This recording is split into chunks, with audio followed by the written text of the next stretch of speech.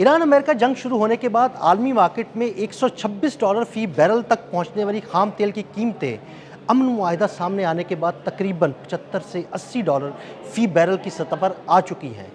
कीमतें कम होने के बाद पाकिस्तान में पेट्रोलियम मसनूआत की कीमतें कितनी कम हो सकती हैं, इस बारे में आमिर रज़ा से बात करते हैं। आमिर भाई, $126 फी बैरल तक कीमतें गई थी आलमी मार्केट में, उसके बाद अब कीमतें तकरीबन 75 से $80 फी बैरल की दरमियान चल रही हैं। इसका पाकिस्तान को क्या फ़ायदा हो रहा है? देखिए, पहली बात तो यह है कि पाकिस्तान समेत दुनिया भर को फ़ायदा होगा कि दुनिया भर में पेट्रोल और जो डीज़ल की कीमतें हैं वो कम होना शुरू हो जाएंगी और इसके नतीजे में कारोबार जो है वो खुलना शुरू हो जाएगा और वो जो पैसा एकदम से रुक गया था, लोग उसमें इन्वेस्टमेंट नहीं कर रहे थे, वो शुरू हो जाएगी। ये तो रही इस तेल के खुलने से या आबना हरमज़ के खुलने से होने वाले फ़वाइद। देखें, इंटरनेशनल एजेंसी ये कहती है कि पेट्रोकेमिकल्स की जो प्लांट जो हैं तबाह किए गए हैं उनको ठीक होने में चंद माह लग सकते हैं। इनमें ईरान भी है, इसमें सऊदी अरब भी है, इसमें इसराइल भी है, बहुत सारे ममालिक इसमें शामिल हैं जिनके पेट्रोकेमिकल तनसीबात पर हमला किया गया था। लेकिन शुक्र अल्हम्दुलिल्लाह कि बहुत सारे इनसे ज़्यादा प्लांट जो हैं अभी भी महफूज हैं। सबसे बड़ा इफेक्ट तो पाकिस्तानियों के लिए खुशखबरी ये है कि ये भारतीयों को सस्ता तेल मिलना बंद होने जा रहा है। ये एक बड़ी खबर है कि भारत पिछले कई सालों से ईरान का तेल लूट रहा था। ईरान पर पाबंदियां थी, इसका फ़ायदा भारत ने भरपूर उठाया। ये उठाते थे रशियन वेसल्स के ज़रिए, ये भी एक पूरा नेटवर्क था और इस नेटवर्क के ज़रिए भारत को सस्ता तरीन ऑयल जो था वो मिलना शुरू होता था और ये ऑयल जो है अब बंद हो जाएगा क्योंकि ईरानी तेल इंटरनेशनल मार्केट में आएगा। दूसरी खुशखबरी पाकिस्तानियों के लिए ये है, यानी भारत जो है अब वो भी पेट्रो डॉलर्स में ही तेल खरीदेगा जो इंटरनेशनल मार्केट में रेट होगा। फिर देखते हैं कि भारत में क्या सूरत हाल होती है। अभी तो गैस भी वो जो ईरान से लिया करता था वो भी उसको लेनी है आलमी रेट के ऊपर। फिर वहाँ पर गैस की क्या सूरत हाल है वो अलग से बात रही। लेकिन पाकिस्तानियों के लिए इसके अलावा भी एक बड़ी खुशखबरी है कि एक एनर्जी पाइपलाइन मनसूबा जो है पाकिस्तान और ईरान का ये गैस पाइपलाइन मनसूबा पहले से मौजूद है। ये तो आपको फ्री में पड़ेगा, आपने और ईरान ने काम कर लिया है। जो आपका असल पाइपलाइन है वो इसी पेट्रोकेमिकल्स की पाइपलाइन है। जो बलूचिस्तान तक आएगी और वहाँ पर एक रिफाइनरी जो है ईरानी रिफाइनरी जो कि ईरानी तेल को साफ़ करने के लिए होगी वो लगाई जाएगी।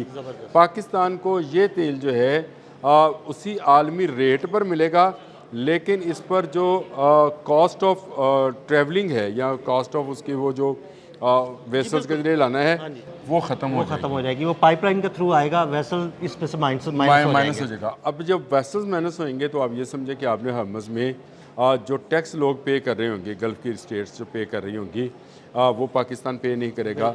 जो जहाज़ों का किराया और डीज़ल और फ्यूल जो है वो पे नहीं करेगा, जो उसका अमला है वो पे नहीं करेगा। इसकी जगह पर पाइपलाइन डायरेक्ट जो है, क्योंकि इसका तजर्बा ईरान कर चुका है, तेहरान कशम पाइपलाइन मौजूद है। ये 1000 किलोमीटर लंबी पाइपलाइन है जिसके ज़रिए वो तेल लाते हैं और कशम से वो उसको ट्रैवल कराते हैं। तो यही सूरत हाल जो है वो पाकिस्तान के साथ होने जा रही है और जो ईरानी बलूचिस्तान है उससे पाकिस्तानी बलूचिस्तान के अंदर एक पाइपलाइन आकर यहाँ पर एक ऑयल रिफाइनरी लगेगी। जब ये प्रोजेक्ट मुकम्मल होगा तो पाकिस्तानियों को तेल तकरीबन उसी रेट में मिलेगा जिस रेट पर ईरान और सऊदी अरब और इस तरह के ममालिक को मिलता है। ये पहली बात है। उसमें से कुछ आप इजाफा कर लें ये मिलेगा। तो अब आ जाते हैं उस बात पर जो आपने शुरू में की। मैंने कहा पहले ये दो खुशखबरियाँ हैं। एक तो भारत को अब इंटरनेशनल मार्केट से तेल उठाना है, दूसरा हमें ईरानी तेल और गैस जो है वो सस्ते दामों मिलेगी। इस माहदे के जो अभी हो रहा है इसके समरात आप इसको कह लें। दूसरी तरफ आपने जो बात कही कि आलमी सतह पर तेल की कीमतें जो हैं वो कितनी मुस्तहकम हुई हैं कि $126 तक गई जंग के दिनों में और अब गिरते आज वो 74 से 80 के दरमियान में। ब्रेंट जो है वो 80 पे है और क्रूड जो है वो 74 पे ट्रेड हो रहा है। देखिए, जब 28 फरवरी को इस जंग का आगाज़ हुआ था 60 पे था क्रूड, 64 पे था ब्रेंट। अब ये वो रेट था, डॉलर का रेट था जिस पर यह तेल दस्तयाब था और पाकिस्तान में उस वक्त तेल जो था 271 रुपये 64 पैसे पे फ़रोख्त हो रहा था। पाकिस्तान उसकी गवर्नमेंट की एक ज़बरदस्त हिकमत अमली के तहत पाकिस्तान में पेट्रोल और डीज़ल की शॉर्टेज नहीं हुई, बिल्कुल भी नहीं हुई। कहीं लाइनें नहीं लगी। बिल्कुल, हालांकि भारत में लंबी लाइनें लगी रहीं। भारत में ना सिर्फ पेट्रोकेमिकल्स की बल्कि गैस की तो गैस बहुत का ही तो लंबी बहुत लाइनें शदीद थी, बहरान बहुत शदीद बहरान, क्योंकि उनके पास कुदरती गैस भी नहीं है। पाकिस्तान गवर्नमेंट ने ये किया कि पाकिस्तान के पास जो रिजर्वायर्स थे उनको इस्तेमाल करते हुए एक तो शॉर्टेज नहीं होने दी, दूसरा अगर कीमतें इंटरनेशनल सतह पर बहुत ऊपर गई थी तो उसको किसी न किसी तरीके से वो कंट्रोल करते रहे। देखें, कंट्रोल करने का ये भी तरीका था कि उन्होंने ईरान के साथ जो है अपने तल्लुकात को मज़ीद आगे बढ़ाया, हमारा वेसल गुजर आया। ऐसे ही है दूसरे लोगों के लिए कई वेसल्स गुजरे। और अब एक वक्त वो था जब आपने हरमज़ में सिर्फ पाकिस्तानी झंडे का वेसल गुजरा था, ना अमेरिका रोक पा रहा था ना ईरान। तो ये वो सूरत हाल थी जिसमें पाकिस्तान की तेल की जो ज़रूरियात थी वो पूरी होती रहीं। अब पाकिस्तान जो है जो आपने बात की, अब अगर इसको इंटरनेशनल रेट के ऊपर ही हम करें, चलें वो जो पाइपलाइंस बनेंगी, वो रिफाइनरी बनेगी, वो लंबा प्रोजेक्ट हो सकता है। लेकिन इस वक्त अगर आज के रेट पर हम इसको कैलकुलेट करें तो पाकिस्तान में ऑयल ज़्यादा से ज़्यादा 60 से 70 रुपए कम होगा। उसकी एक और बुनियादी वजह भी है, अगर आपको बुरी लगती है मेरी बात तो लगे, इसमें कोई नहीं है। गवर्नमेंट ने इस बजट में लेवी में इजाफा किया है। अच्छा, ये लेवी में इजाफा 1 जुलाई से अप्लाई होगा।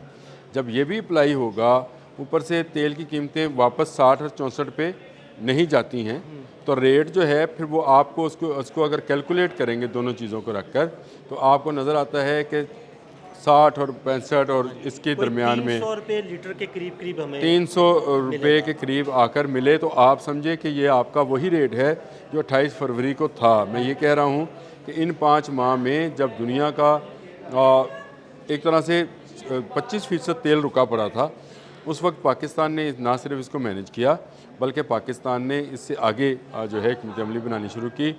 ये अभी जो लोग ये 100 और 150 की बात सुना रहे हैं, ये बिल्कुल ठीक है।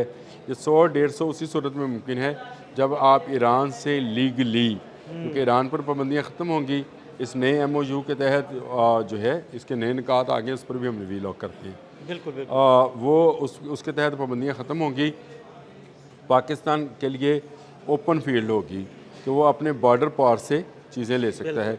इसी तरह पाकिस्तान के एक्सपोर्टर, कल मैं वो जो हमारे वज़ीर ख़ज़ाना हैं उनकी मैं बात सुन रहा था तो उन्होंने बड़ी ज़बरदस्त बात की।